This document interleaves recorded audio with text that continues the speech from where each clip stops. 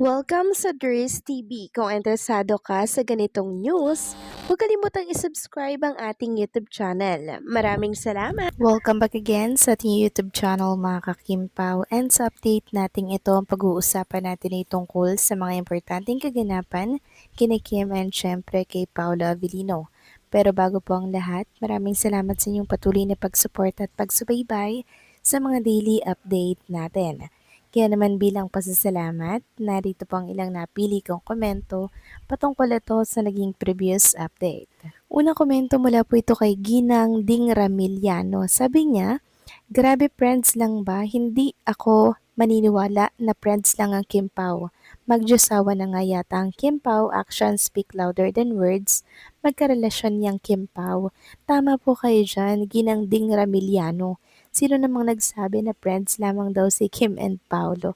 Sobrang nakakatawa naman yung nagsabi nito dahil yung action ni Kim and Paolo Avellino sa isa't isa, hindi lamang po ito pang mag-friends, pang magjosawa na nga mga kakimpo Parang hindi nga pang magjowa pang mag-asawa na po.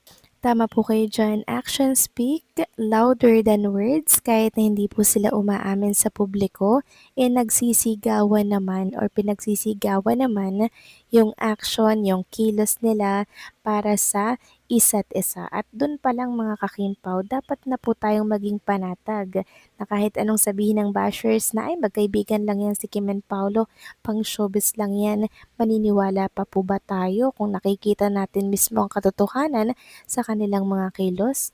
Syempre hindi, kasi nakapokus tayo kay Kim and kay Paolo araw-araw. 'Di ba? Saan tayo maniniwala? Doon sa mga bashers na tanging ang pakay manira lamang ng love team at kung anong mang meron kay Chinita Princess. Dapat sinasantabi na lang natin yung mga negativity na nababasa natin sa mundo ng social media, lalo na kung hindi po ito totoo. Kampante lang tayo, okay? So maraming salamat sa inyong komento, Ginang Ding Rameliano. God bless po at mabuhay kayo. Next comment naman mula po kay Ginang Norma Dayag. Sabi niya, There's good PM, there's TV, yes, truly very happy kami na mga seniors po that true na talagang pinasunod ni Paulo siya sa Paris para makasama niyang asawa niya. What more? Ganyan lang na hindi masyadong publicize ang relasyon nilang dalawa para makapagtrabaho pa sila as tandem dahil kasikatan pa nila. There's regarding doon sa time slot ng The Alibay, pwede bang panoorin din natin mga kasama ko na seniors kung makaya pa nyo? Kasi di ako nanonood sa Blood versus Duty, so pwede na tayong magpahinga at after that ay manood na tayo ng The Alibay.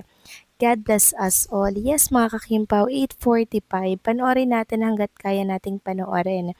Pero kung meron po kayong mga iniinom na gamot na kailangan po kayong matulog na, 'di ba, bago maganyang oras, matulog po kayo kasi pwede naman kayong mag-replay sa YouTube. About naman sa pagpapasunod ni Paula Avellino kay Chinita Princess dito po sa Paris, France, sobrang nakaka-happy lang Ginang Norma Dayag dahil hindi po talaga nila kayang magkalayo sila sa isa't isa.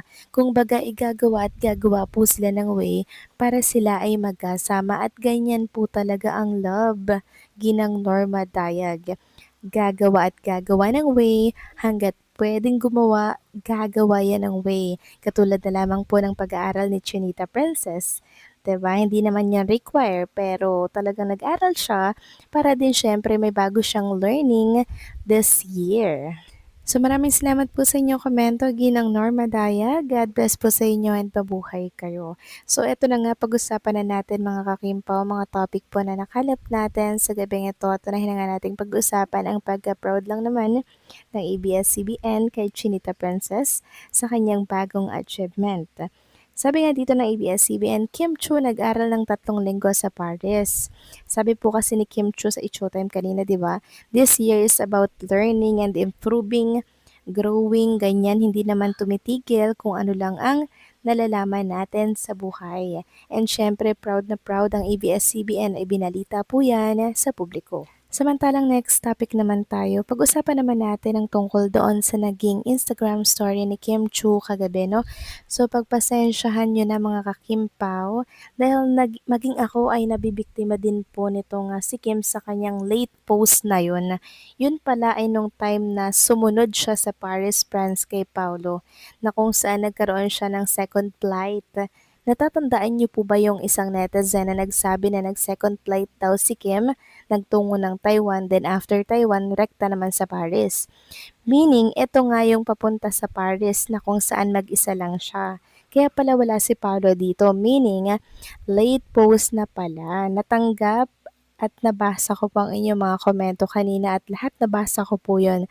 Tama po kayo, hindi aalis mag-isa si Kim sa Paris, France nang walang Paolo. Hindi yan papabayaan ni Paolo si Kim mag-isa sa flight. Dahil kaya lang nag-isa sa flight si Kim nung pumunta po ng Paris dahil may tinapos pa si Kim na shoot bago siya makasunod. Well, Paolo naman, hindi niya pwedeng antayin si Kim dahil nakaset na nga naman po ang schedule for shooting ng movie with Nadine Lustre.